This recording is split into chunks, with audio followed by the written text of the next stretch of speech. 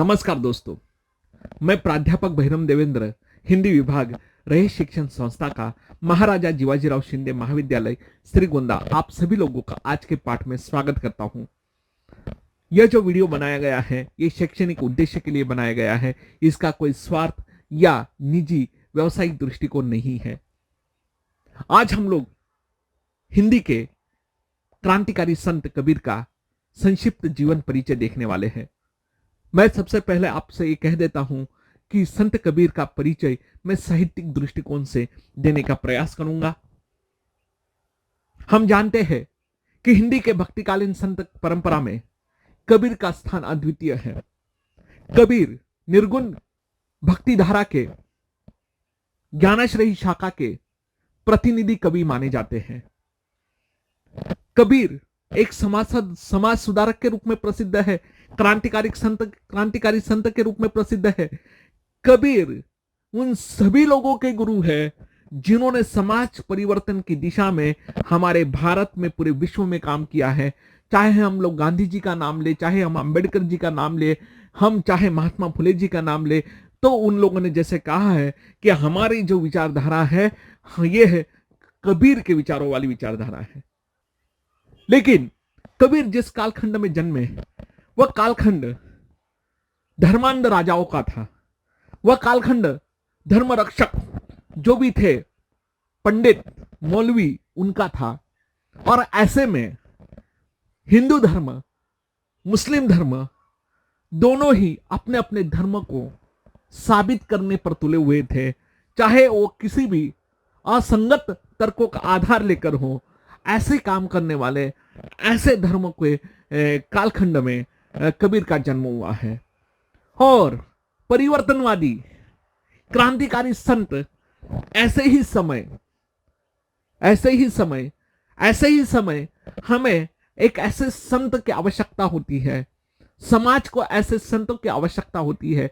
ऐसे समय परखड़ विचारों वाले कबीर का जन्म हुआ। कबीर के जन्म के संदर्भ में अनेक किंवदंतियां प्रसिद्ध है। कबीर का जन्म कालखंड जो साहित्य में शोधकर्ताओं ने अधिक तर्कसंगत माना है वो है संवत 1455।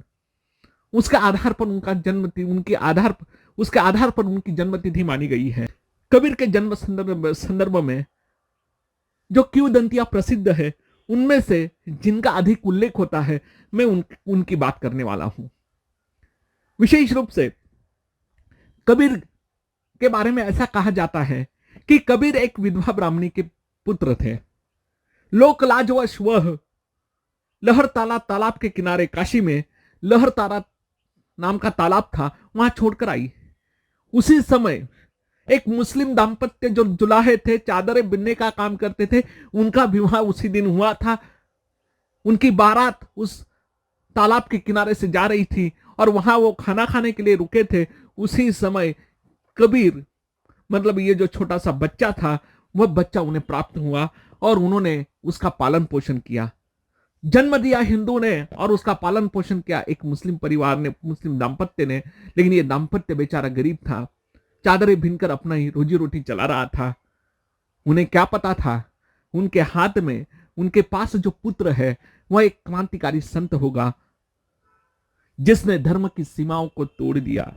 मतलब जो अधर्म के नाम पर धर्म चल रहे थे उनकी सीमाओं को तोड़कर अपने विचार पूरे समाज के सम्मुख रखे और आज भी उनके विचार हमें प्रासंगिक है। ऐसे कबीर जी का जन्म, विशेषता ऐसे कबीर जी का पालन पोषण नीरू और नीमा दाम्पत्य ने किया। आप कबीर जी को शांत रहना चाहिए, उनका पालन पोषण किया। इनका कार्य क्या था? नीरू और नीमा, विशेष रूप से नीरू सुबह सुबह उठकर बाजार में चादरें लेकर जाता था, हाट में चादरें लेकर जाते थे और बेचते थे। कबीर को भी इसी व्यवसाय की शिक्षा में दे रहे थे, लेकिन कबीर माने तब ना। अगर कबीर को चादरें दे देते थे तो ये बेचारे बाजार में बैठे, तो ये फक्कड़ कबीर जी वहां बाजार में बैठे और उन्हें व्यवसाय में कोई, आपकी भाषा में कहे, रुचि नहीं थी, आपकी भाषा में कहे तो इंटरेस्ट नहीं था। अब ये वहां बैठकर उनके दोस्तों के साथ सत्संग किया करते थे, तर्क लड़ाया करते थे और वो जो चादरें बेचने का व्यवसाय था वो व्यवसाय वैसे ही ठप्प होने लगा था। नीरू इन बातों से परेशान थे, इन बातों से परेशान थे। तो फिर किसी ने सलाह देने वाले होते हैं कि बच्चा बिगड़ गया है तो उसको घर में बांधे रखो। तो उसे बांधे रखने के लिए लोगों ने सलाह दी कि इसकी शादी करवा दो, इसका विवाह करवा दो। तब नीरू ने कबीर के लिए लड़की ढूंढने का काम शुरू किया। उसके पहले, उनके विवाह के प्रसंग से पहले मैं कहूंगा कि फिर कबीर अपने अपने तर्कों से अपने पूरे इलाके में प्रसिद्ध और कुप्रसिद्ध दोनों ही थे, क्योंकि वे मुसलमानों से लड़ पड़ते थे। क्यों लड़ पड़ते थे? वह हंसते थे, कहते थे काकर फातर जोर करी मस्जिद लई चुनाए, ताचड़ मुल्ला बांग दे क्या बहरो हुए खुदाए। तो फिर मौलवी नाराज हो जाते थे। और यहां हिंदुओं से कहते हैं फत्तर पूजे हरी मिले तो मैं पूजू पहाड़, ताते ये चाकी भाली पीस का है संसार। तो फिर हिंदुओं से नफरत मोड़ लेते थे। मतलब वहां पर कबीर का ये जो सत्संग था, इसके कारण कबीर दोनों ओर से कबीर के पल्ले नफरत पड़ती थी, क्योंकि कबीर की ये बातें किसे अच्छी लगती थी? बेचारे उस समाज को जो पिछड़ा हुआ था, जो इस वर्ण व्यवस्था में दबा हुआ था, जिसे धर्म नहीं रोजी रोटी की जरूरत थी, उस समाज में कबीर लोकप्रिय होने लगे। और धर्म के रक्षक माने जाने वाले सारे मुल्ला मौलवी साधु, ये सारे लोग कबीर जी से नाराज होने लगे। महंत, मैंने कहा, नाराज होने लगे। अब कबीर की स्थिति में एक महत्वपूर्ण है। कबीर ने अपने दोहों में गुरु का जो महत्व प्रतिपादित किया है, तो हमें पता होना चाहिए कि कबीर के गुरु कौन है। तो कबीर के गुरु के संदर्भ में जो हमें जानकारी प्राप्त हुई है, कबीर के गुरु है स्वामी रामानंद। रामानंद उनके गुरु माने जाते हैं। उसके संदर्भ में कहा जाता है कि कबीर को पता चला कि रामानंद जी काशी में आए हैं, तो वो उनसे मिलने गए। तो रामानंद जी ने कहा, अरे इस निम्न जाति के, ऐसा क्यों दंती है, इस निम्न जाति के व्यक्ति को मैं कैसा शिष्य बना सकता हूं। कबीर नाराज होकर लौटे, लेकिन कबीर ने पीछा नहीं छोड़ा। ऐसा कहा जाता है कि सुबह की भोर के अंधेरे में स्वामी रामानंद जी सुबह सुबह स्नान के लिए आ रहे थे, तो वहीं सीढ़ियों पर कबीर लेटे रहे। स्वामी जी का पैर कबीर के सर से टकराया। तब स्वामी जी के मुख से जो वाक्य आया वह था राम राम। और तब से कबीर ने राम नाम को ही अपनी गुरु दीक्षा समझ ली। और इसी राम को कबीर ने अपने काव्य में, अपने विचारों में लेकर आए। लेकिन ये जो राम थे, ये राम दशरथ पुत्र नहीं थे। इसकी और भी थोड़ा ध्यान दीजिएगा, मैं इस पर आगे चर्चा करने वाला हूं। फिर उस दिन से कबीर के गुरु रामानंद माने गए, या कबीर उन्हें गुरु मानने लगे। और कबीर के पूरे साहित्य में गुरु संबंधी बहुत ही सुंदर पद आपको दिखाई देगा। कबीर के काव्य में गुरु संबंधी जो दोहे हैं वह अप्रतिम है। गुरु गोविंद दो खड़े काके लागू पाए। कबीर खुद से प्रश्न करते हैं और लोगों को कहते हैं कि मेरे सम्मुख अगर ईश्वर खड़ा है और गुरु खड़ा है, तो दोनों में से मैं किसके पैर छूंगा? तो सबसे पहले जिन्होंने मुझे ईश्वर तक जाने का मार्ग दिखाया, मैं गुरु जी के पैर छूंगा। सबसे पहले तो गुरु को महत्व दूंगा, ये बात कबीर कहते हैं। तो कबीर के गुरु थे स्वामी रामानंद। अब आते हैं इनके परिचय में दूसरा मुद्दा जो है कि कबीर का जो सांसारिक सत्य क्या है। देखिए कि कबीर का विवाह लोई से हुआ, ऐसा माना जाता है। कबीर की पत्नी का नाम लोई। राम कुमार वर्मा जी तो कहते हैं कि रामजनिया वगैरह नाम कहते हैं, लेकिन हम लोगों को जो आधार प्राप्त हुए हैं तो लोई का नाम लिया जाता है। उनके संदर्भ में भी क्यों दंती है कि कबीर अपनी पत्नी, कबीर का जिस दिन विवाह हुआ उसी रात को लोई ने कहा कि वो किसी और से प्यार करती थी, तो कबीर उन्हें छोड़ने चले गए। और जब कबीर का यह स्वभाव पता चला तो लोई का मन परिवर्तन हुआ और वह कबीर के घर में आ बसी।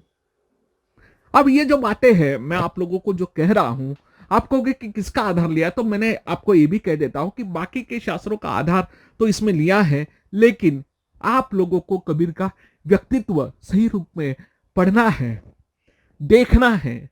तो आप भीष्म साहनी जी का कबीरा खड़ा बाजार में नाटक देखिएगा, उसे पढ़िएगा, सुनिएगा, तब आपको कबीर का व्यक्तित्व बहुत सुंदर पद्धति से समझ में आ सकता है। आप उस पर चिंतन कर सकते हो।